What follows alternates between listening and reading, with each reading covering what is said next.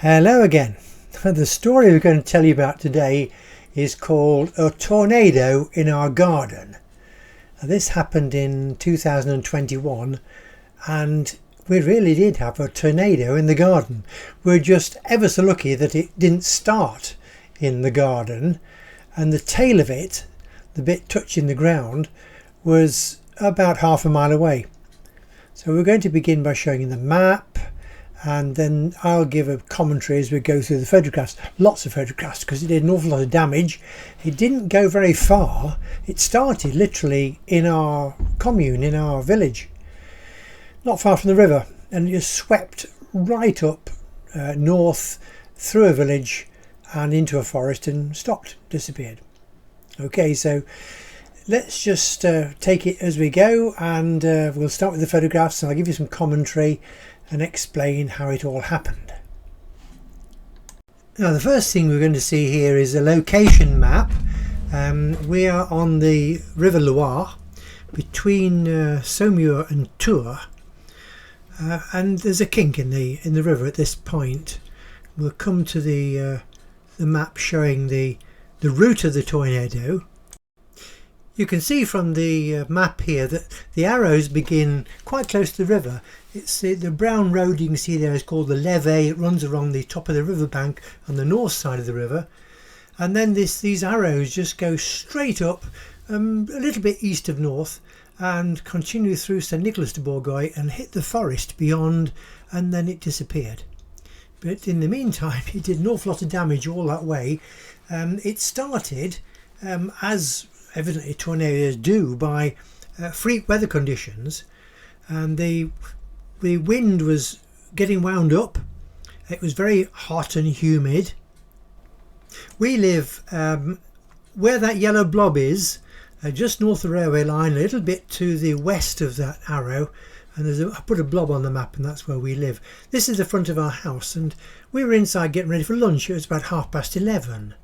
And I heard this awful whirring noise. It was like a very loud train going down the train line, but not quite. I opened that door and looked out, and above me the clouds were circling. Now, clouds don't go round. They go backwards and forwards and up and down, but they don't go round, and this one was going round in a circle. And I suddenly realised what was going on. I shouted to Ruth to get all the windows shut and start to close the shutters. But with that, as I looked across the bottom of the garden and across the railway line, a greenhouse flew at about 30 feet up in the air. It just flew across my field of vision. And then we started seeing these clouds, and one was starting to come down. You can see there, look, it's creating the beginning of the tornado. So we got shut up, but with that, before we got the shutters down, the electric went off, and we just had to sit tight and hope for the best. Now, this picture is taken from the internet. It shows you what hurricanes do and how they travel. I don't think they normally go straight up and down. This is the kind of thing they do, and so the actual bit up in the sky, the bit I saw starting to form, going round and round and round, has a tail, and here you can see this tail travelling across the land, and we were just ever so lucky that that tail was actually quite away from our house. The bit going round and round, the actual head of the storm, up into the clouds, was right above our house, which was causing that awful noise. And then the tail, fortunately, began nearer the river and went up and following those arrows across the countryside. So you can see we weren't far away, but we were just very lucky that it didn't actually touch us. As it went across the country, it caught house roofs and went through small woods and just devastated things until it arrived at St Nicolas de Bourgogne, up towards the top there, above the motorway. That thick blue line is the local motorway, and we've got some pictures of what happened in St Nicolas. We took a ride out the day after to follow the route as best we could, and these are the track of where it went going north. All these trees gone all over the place, and then it started hitting buildings. A bit further on we're coming into St Nicolas de Bourgogne, and whoops, hold it there, because look at the church tower.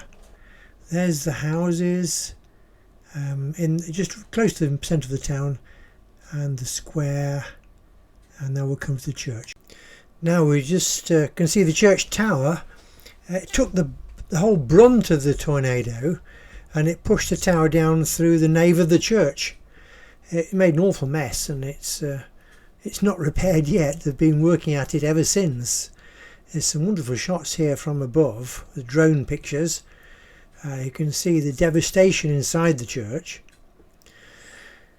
It was a right mess, and I got those bits of alongside the church in the town, bits of roof and all kinds of things. Looking at the top of the church again, and then the firemen here pulling some loose stones down. There's an excellent video which someone took. It's on YouTube, and I'm going to try and put a link to it at the end of this so you can watch it. It actually shows the tornado hitting the tower and the actual everything falling down. It's pretty brilliant actually. I can't get it to work on this, but I'm going to link it to the end of our film. Now then, at the end, our local wine producer has produced a special wine. Saint-Nicolas de Bourgogne is a premium wine area of France, and our local wine producer, just a little bit away from where we live, has produced a wine called Tornade, and so much of every bottle he sells goes towards the cost of repairing the church. So quite an event this was. It was all over in a very short time, but quite devastating. I hope you enjoyed watching it. Do try this link, which you're going to put on here, to look at the actual live video of the tornado hitting the church.